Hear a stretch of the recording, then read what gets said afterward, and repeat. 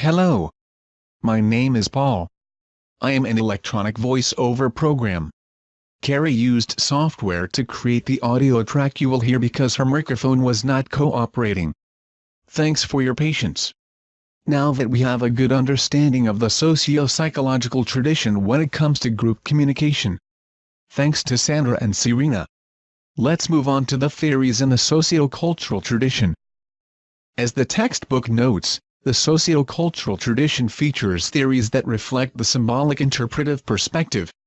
Though it also sometimes informs cybernetics, symbolic interpretive perspective deals with the many ways groups create their realities in the context of the symbols they create and utilize.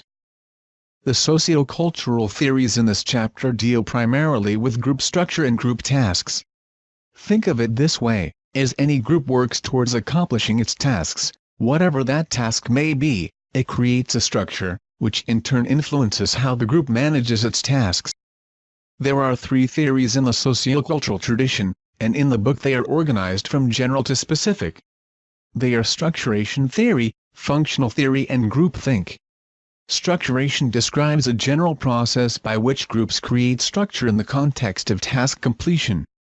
Functional theory looks at how effectively groups accomplish their tasks, and groupthink outlines a common problem that task-oriented groups experience. Let's begin with the most broad of the three theories. Structuration theory. Structuration theory was formulated by Anthony Giddens and his followers. Structuration is a general theory of social action. This means that when we as humans communicate with each other, we create structures. Structures are patterns of rules and norms that govern our actions. Structures can be sprawling institutions, individual relationships and everything between. The structures we create both affect and are affected by our actions. Giddens formulated what he called the duality of structure. This term was coined to describe how the structures we create guide our actions, which in turn affect those structures by creating new rules and reproducing old ones. The unintended consequences of our actions are that we create new structures that will affect our future actions. Ethnicity can be viewed as a result of structuration over time. And people acting within this structure may not even see that it affects their actions and perhaps limits their ability to act in the future. Here is a simplified example of how structuration works in small group communication with a task-related context.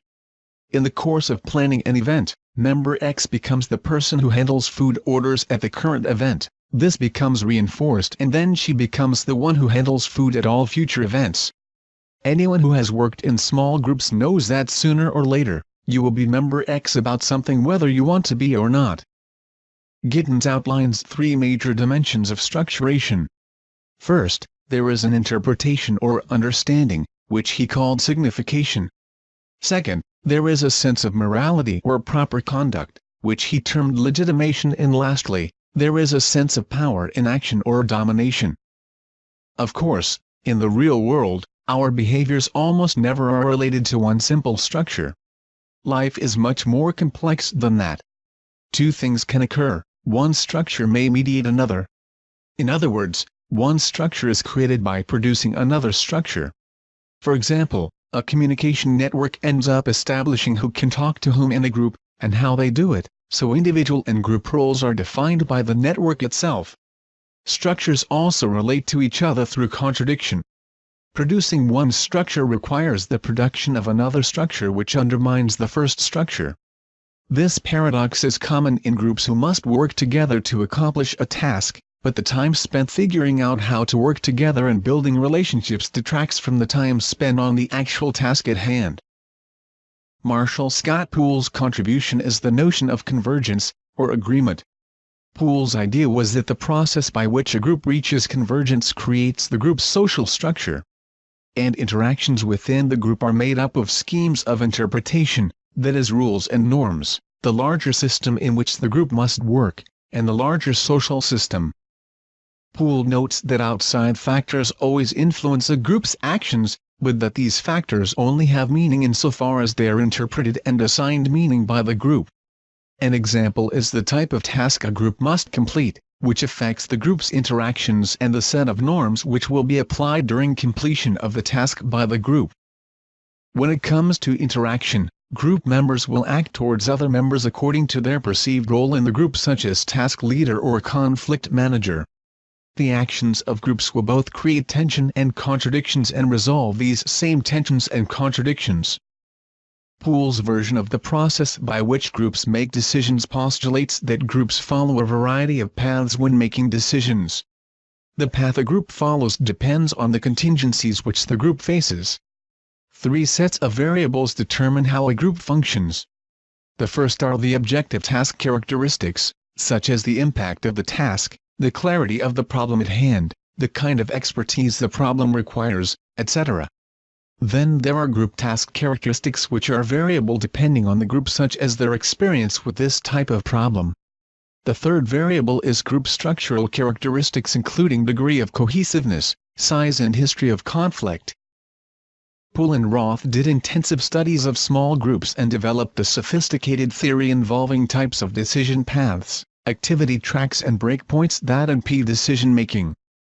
So, structuration theories describe group decision-making, but don't really go into detail about what makes groups effective and efficient and what prevents them from being productive or making well-informed decisions. To look at the effectiveness of groups, we turn to functional theory. The foundation of functional theory is the works of John Dewey. Functional theory emphasizes the connection between the quality of a group's communication and the quality of a group's output. Dewey's seminal work How We Think, published in 1910, forms the basis of functional group theory.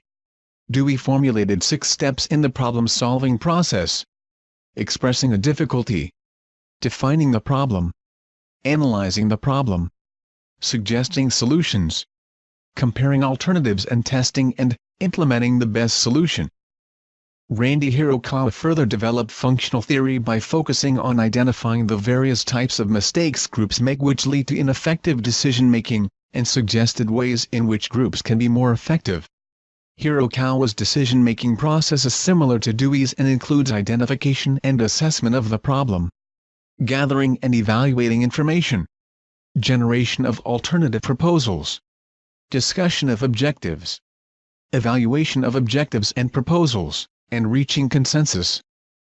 Thinking about the 6 steps on the previous slide, you can see where groups can go wrong, such as improper assessment of problem, inappropriate goals and objectives, improper assessment of positive and negative qualities of proposals and or objectives, inadequate information base, and faulty reasoning.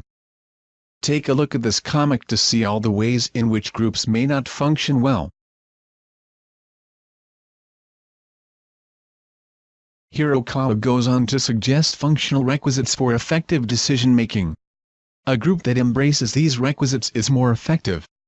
This group clarifies the type of issue being addressed, seeks answers that match the type of issue at hand, generates an appropriate range of proposals, critically examines the strength and weakness of proposals, and selects most appropriate solution.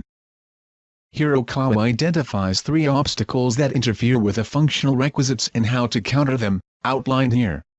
Time and effort-consuming issues like over-concern with intergroup relationships, poor information processing and domination of personal interests can be overcome by clarifying group interests, recognizing obstacles, managing the process thoughtfully and reviewing all decisions.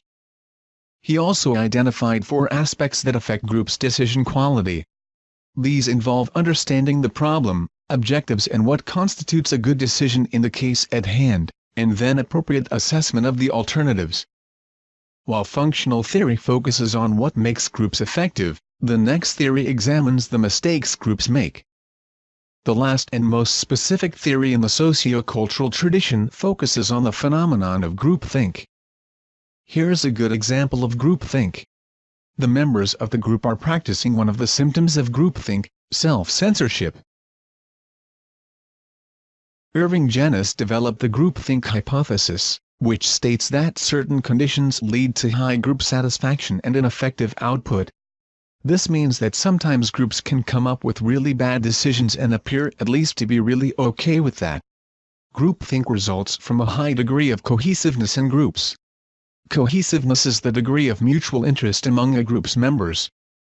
Some cohesiveness is a good thing.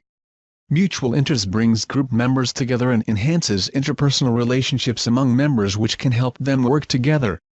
However, a high degree of cohesiveness means that too much of the group's energy is spent on maintaining goodwill among members and bonding rather than making effective decisions. Cohesiveness leads to overconfidence and a general lack of critical thinking. The results can be a range of negative outcomes, such as discussion being limited to few alternatives, with little or no exploration of other ideas. Maybe the initially favored and unfavored solutions are never revisited or outcomes explored. Outsiders are seen as a threat, so their opinions are not sought. The group may only gather supporting information for the favored solution and none others.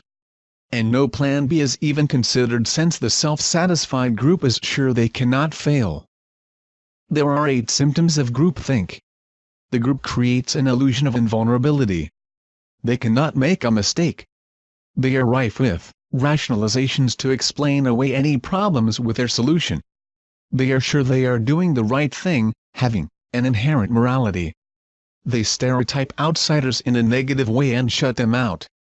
A huge amount of direct pressure is put on members to conform, which leads to self-censorship that is reinforced by mind guards to keep everyone in line. The result is that the group's decisions appear unanimous.